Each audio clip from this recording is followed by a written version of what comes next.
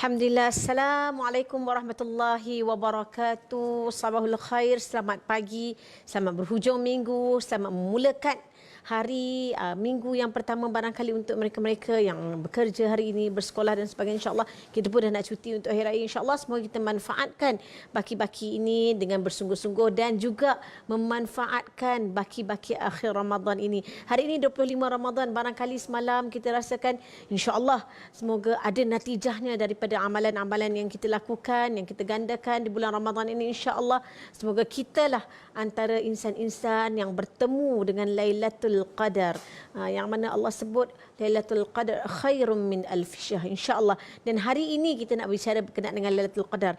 Semalam agak-agaknya Lailatul Qadar ke, hari ini rasa bersemangat ni bangun kan. Tengok pula Amy Sofia dekat Assalamualaikum, batu rasa macam tenang je hati ni kan.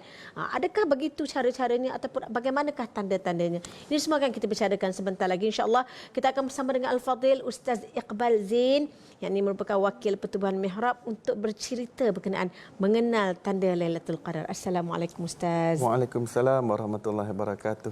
Alhamdulillah, hari ini Ustaz nak cerita kepada kita sebab kadang-kadang saya pun terfikir, tetapi apabila walaupun kita ni mungkin tak berapa nak tahu ataupun tahu, kalau boleh kita amalkan, Allahumma innaka afuun karim tuhibbul afwa fa'fu anni. Insya-Allah dalam setiap kita mungkin barangkali kita tersedar ataupun dan sebagainya, setiap doa kita inilah antara yang diajarkan, insya-Allah. Jadi Ustaz, bersempena dengan bulan Ramadan tinggal lagi lebih kurang berapa hari, 5 hari, 4 hari ini kan.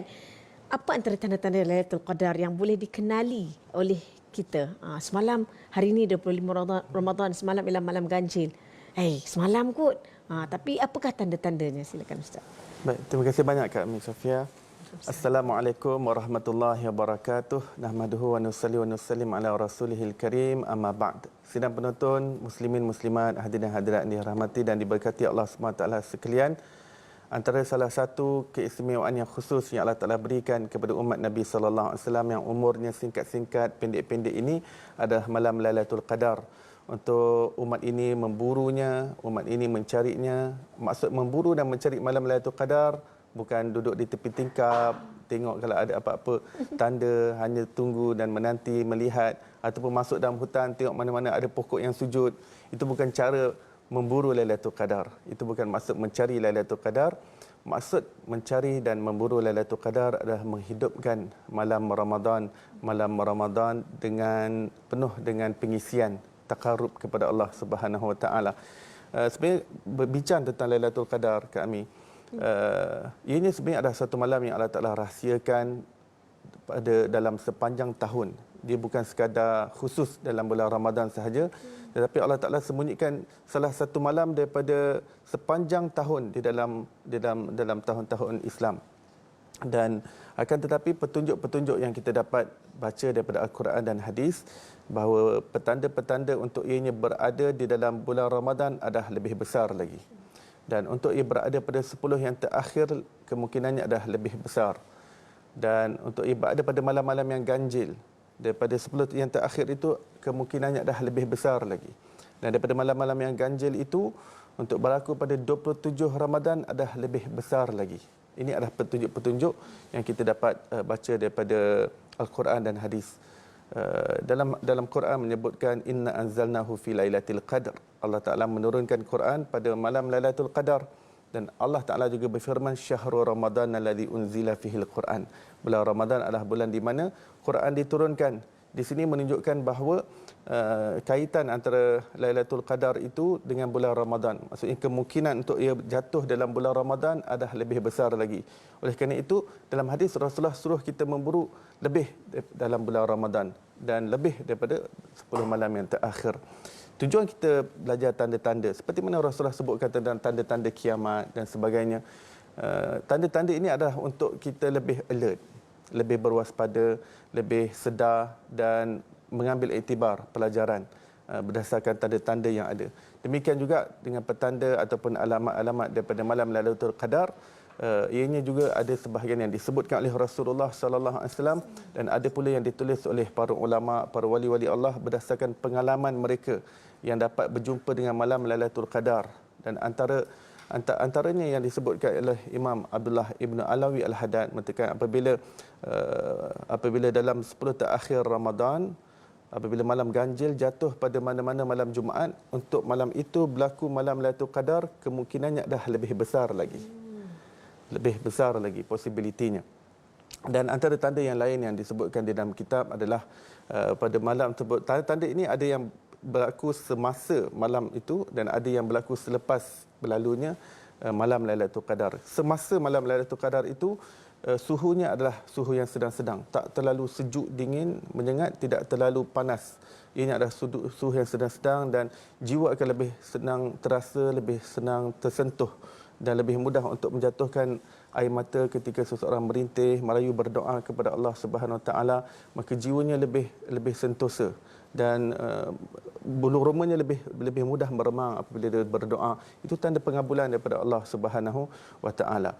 Dan ada tanda-tanda yang Allah Taala berikan pada sesetengah hamba. Maksudnya formula tanda-tanda malam Lailatul Qadar ini tidak diaplikasikan untuk semua orang. Contohnya terlihat pokok yang sujud, bukan untuk semua orang. Jadi seseorang tidak perlu cari Lailatul Qadar untuk tengok mana pokok-pokok sujud, bukan untuk semua orang. Dan ada pula orang yang dapat mengenali Lailatul Qadar berdasarkan cahaya pada malam tersebut. Ada yang dapat mengenalinya berdasarkan aroma yang berbeza pada malam Lailatul Qadar tersebut, pada kadar ketenangan dan juga keadaan langit. Keadaan langit yang lebih cerah, yang boleh nampak bintang, boleh nampak bulan, kerana beberapa hadis yang kita jumpa pada malam Lailatul Qadar tersebut, para sahabat dapat melihat bulan dengan terang. Itu dah antara tanda-tanda.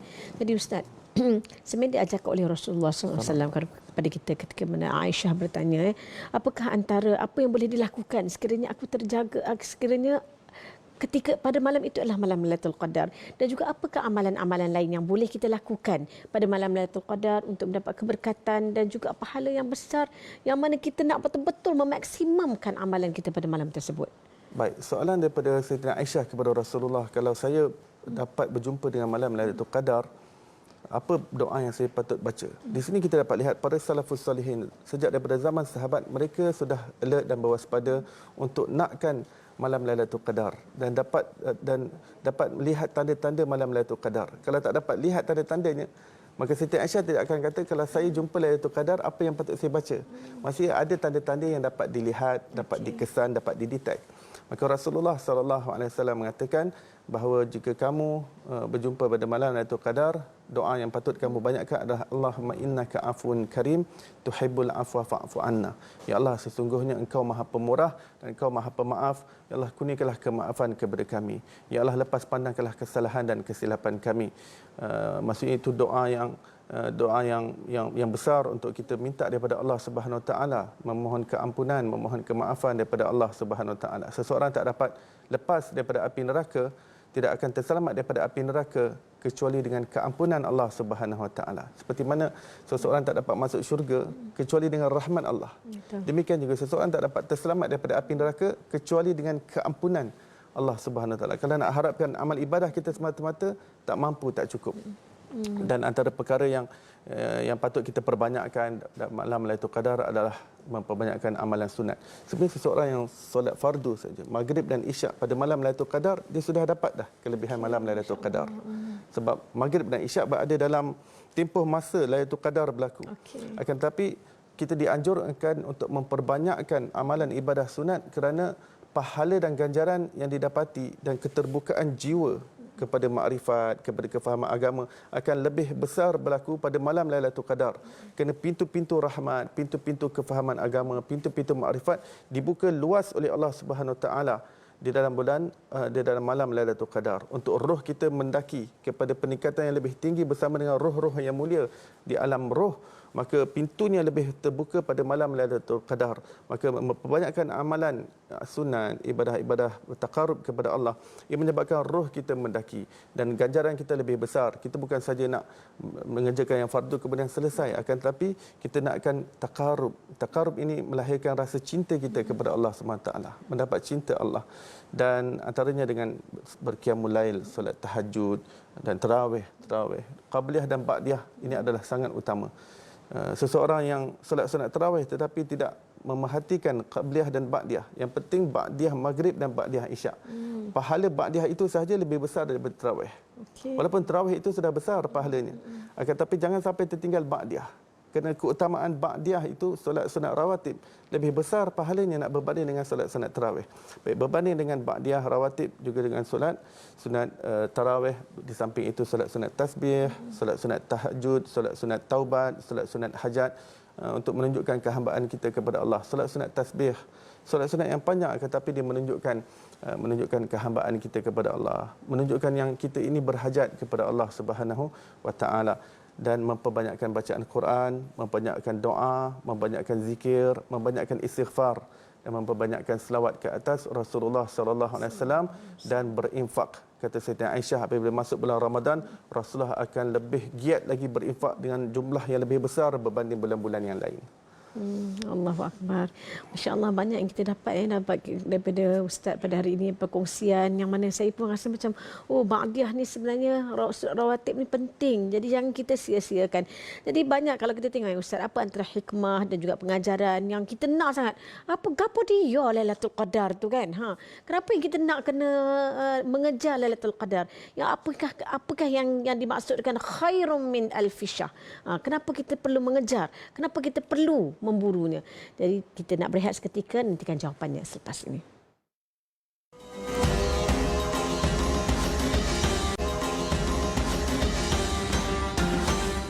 Tahukah kita kuasa infak antara rahsia yang sukar dijangkaui akal manusia, kerana apa pun yang kita infakkan sudah semestinya Allah Subhanahu wa taala akan menggantikan dengan rezeki dan pahala yang kita tidak sangka-sangkakan.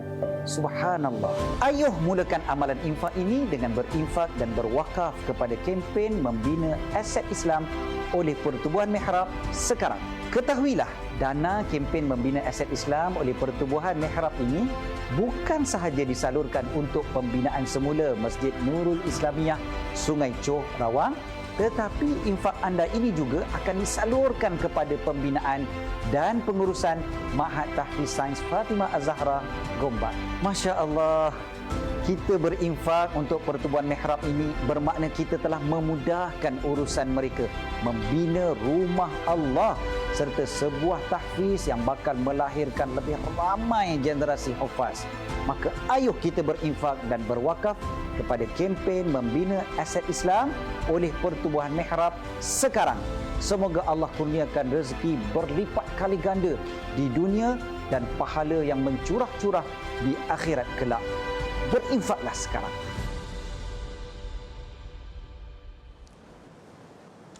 Alhamdulillah Ustaz, secara ringkas, apa hikmah apabila kita mengetahui pahala ataupun pengajaran yang boleh kita ambil daripada kita tahu malam Lailatul Qadar dalam Islam?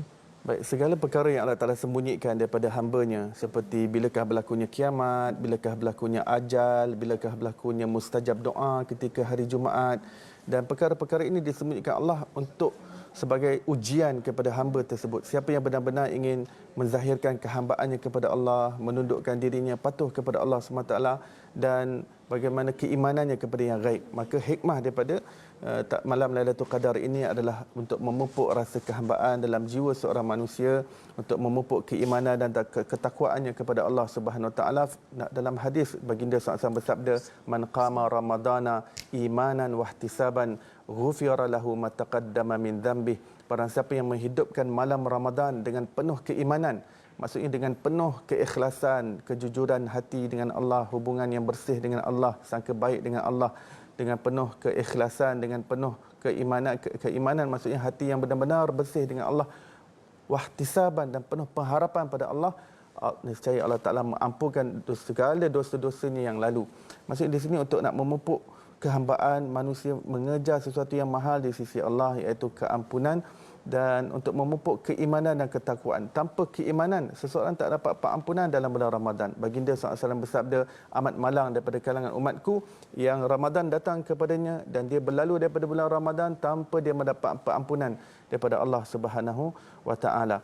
Maka hikmah yang besar di sebalik malam Lailatul Qadar ini adalah bagaimana untuk mendidik dan juga mencetak hati seorang hamba menjadi jiwa seorang hamba Allah Subhanahu wa taala yang menzahirkan hakikat kehambaan yang hakiki kepada Allah Subhanahu wa taala. Kita beriman dengan perkara yang kita tak nampak. Apa yang Allah Taala ganjarkan lebih daripada 1000 bulan masuk dalam akaun kebaikan kita. Kita tak nampak dengan mata kasar kita, tapi kita memburu sesuatu yang kita tak nampak dengan mata kasar kita. Benar-benar Allah Ta'ala sedang mentarbiah kalbu kita, jiwa hambanya untuk menjadi jiwa seorang hamba. Allahu Akbar.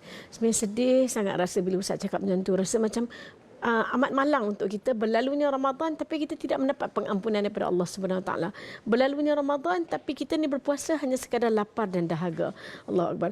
Jadi Ustaz dan juga para penonton, seperti sedia maklum, Ustaz juga sedang membantu pihak Pertubuhan Mihrab, Ustaz daripada wakil Pertubuhan Mihrab untuk mengumpul dana bagi kempen membangun aset-aset Islam. Jadi kalau dapat Ustaz kongsikan bersama dengan kami berkenaan dengan kempen ini. Baik, saya ingin kongsikan kepada sidang penonton yang dirahmati, diberkati dan dikasihi Allah Subhanahu Wa Taala sekalian, sebuah kempen yang dilancarkan oleh Pertubuhan Mihrab, iaitu kempen membangun aset Islam, yang mana ianya bertujuan untuk mengumpulkan dana bagi pembinaan rumah-rumah Allah Subhanahu Wa Taala, masjid-masjid, surau-surau dan juga ma'had-ma'had madrasah pesantren seperti madrasah tahfiz dan sebagainya. Dan ini membuka peluang kepada kita semua, muslimin muslimat, untuk mencari saluran yang benar kita boleh infakkan harta kita supaya ia menjadi harta kita yang hakiki di hari akhirat kelak. Dan inilah bekalan yang kita nak bawa. Inilah perkara yang kita nak bawa jumpa Allah Subhanahu Wa Taala, suatu yang masuk dalam bank akhirat kita tak nampak dengan mata kepala kita, dengan mata kasar kita. Tapi didikan yang Allah berikan dalam bulan Ramadan adalah untuk menguatkan keimanan kita kepada yang gaib, keimanan kepada perkara-perkara akhirat, perkara yang tak nampak dengan mata kasar kita.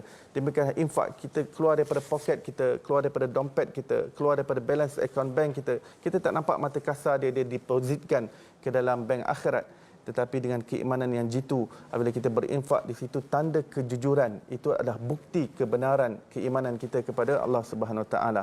Maka antara projek yang dibantu oleh Pertubuhan Mihrab pada ketika ini adalah pembinaan Masjid Nurul Islamiyah di Sungai Choh, Rawang, yang pada ketika ini kita sudah berjaya mengumpul 3 juta ringgit, akan tetapi kita masih memerlukan 1.7 juta ringgit lagi untuk menjalankan projek ini.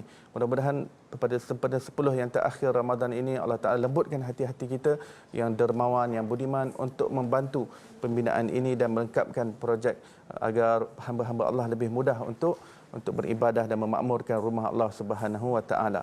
Dan projek yang kedua adalah pembinaan Masjid Al-Falah Sungai Ramal Dalam, yang mana masjid ini pembinaan sudah hampir siap, akan tetapi masih ada beberapa perkara yang belum lengkap. Yang mana pembinaan masjid ini subhanallah cantik, ini adalah terilham daripada Masjid Nabawi dan juga ukiran daripada Istanbul, masjid-masjid di Istanbul, Turki. Dan ada beberapa perkara lagi yang perlu dilengkapkan dan kita masih perlukan dana daripada tuan-tuan dan puan-puan untuk masjid ini dapat dimanfaatkan sepenuhnya oleh ahli jemaah yang hadir. Dan yang ketiga adalah Ma'had Tahfiz Sains Fatimah Az-Zahra.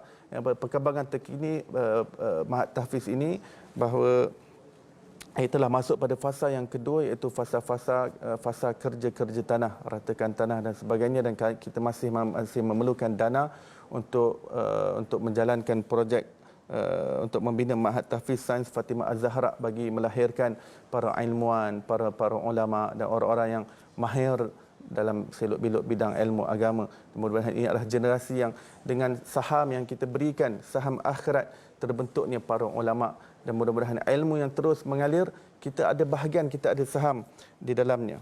InsyaAllah mudah-mudahan setiap daripada apa yang kita infakkan, Allah SWT pandang kita dengan pandang rahmat dan kasih sayangnya. Allah Ta'ala jauhkan kita daripada segala musibah, insyaAllah. Itu dia insyaAllah Ustaz. Dan bagaimana cara untuk para penonton bersama-sama dengan Pertubuhan Mihrab dan mereka yang berminat untuk menyumbang kepada kempen ini, silakan Ustaz. Kepada sidang penonton yang dermawan dan budiman yang ingin menyumbang kepada dana ini, pertama sekali anda boleh transfer pada bila-bila masa pada akaun yang tertera di kaca TV anda. Anda boleh screenshot, boleh ambil gambar sebelum ianya hilang. Ada nombor akaun Maybank dan Bank Islam di situ. Kedua adalah dengan cara menyumbang secara online, iaitu dengan melayari laman web kami, iaitu www.infakmihrab.com. Dan cara yang ketiga adalah boleh berinfak secara konsisten setiap bulan dengan scan QR code My Istiqamah, kemudian register di situ. Anda boleh tetapkan jumlah yang anda ingin infakkan, kerana di situ ada pakej-pakej yang disediakan serendah RM30 sebulan. Dan anda boleh melihat kepada FB kami, iaitu Pertubuhan Mihrab, apakah aktiviti-aktiviti yang dijalankan. Dan mudah-mudahan dapat 10 akhir Ramadan ini Allah SWT jumpakan kita dengan malam Lailatul Qadar, dengan menghidupkan malam-malamnya dan berinfak dan bersedekah di jalan Allah. Mudah-mudahan Allah SWT jadikan ini sebagai suatu modal untuk kita tanam aset dan properti kita di dalam syurga Allah Subhanahu Wa Taala. Amin ya rabbal alamin. Amin amin ya rabbal alamin. Para penonton, semoga inilah dia, peluang telah terbentang.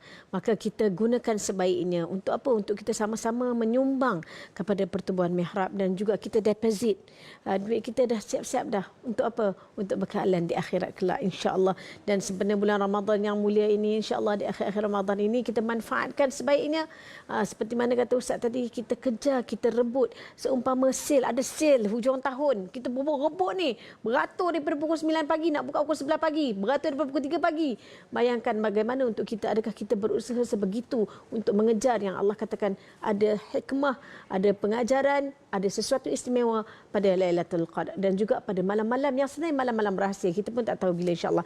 Terima kasih banyak kita ucapkan kepada Al-Fadhil Ustaz Iqbal Zain yang merupakan wakil Pertubuhan Mihrab. Insya-Allah banyak sangat walaupun subuh, tapi alhamdulillah pengajaran, manfaat, information yang kita dapat ni, masya-Allah sangat membuka. Tapi rasa percaya Allah sempat, masihkah ada lagi peluang untuk kita lagi berbekal 4-5 hari lagi, insya-Allah belum terlambat. Dan kita nak berehat seketika para penonton. Jangan ke mana-mana, teruskan bersama dengan saya dalam Assalamualaikum 7 selepas ini. Tahukah kita, kuasa infak antara rahsia yang sukar dijangkaui akal manusia, kerana apa pun yang kita infakkan sudah semestinya Allah Subhanahu Wa Taala akan menggantikan dengan rezeki dan pahala yang kita tidak sangka-sangkakan. Subhanallah. Ayuh mulakan amalan infak ini dengan berinfak dan berwakaf kepada kempen membina aset Islam oleh Pertubuhan Mihrab sekarang. Ketahuilah, dana kempen membina aset Islam oleh Pertubuhan Mihrab ini bukan sahaja disalurkan untuk pembinaan semula Masjid Nurul Islamiyah Sungai Choh, Rawang, tetapi infak anda ini juga akan disalurkan kepada pembinaan dan pengurusan Ma'had Tahfiz Sains Fatimah Az-Zahra, Gombak. Masya Allah, kita berinfak untuk Pertubuhan Mihrab ini bermakna kita telah memudahkan urusan mereka membina rumah Allah serta sebuah tahfiz yang bakal melahirkan lebih ramai generasi hufaz. Maka ayuh kita berinfak dan berwakaf kepada kempen membina aset Islam oleh Pertubuhan Mihrab sekarang. Semoga Allah kurniakan rezeki berlipat kali ganda di dunia dan pahala yang mencurah-curah di akhirat kelak. Berinfaklah sekarang.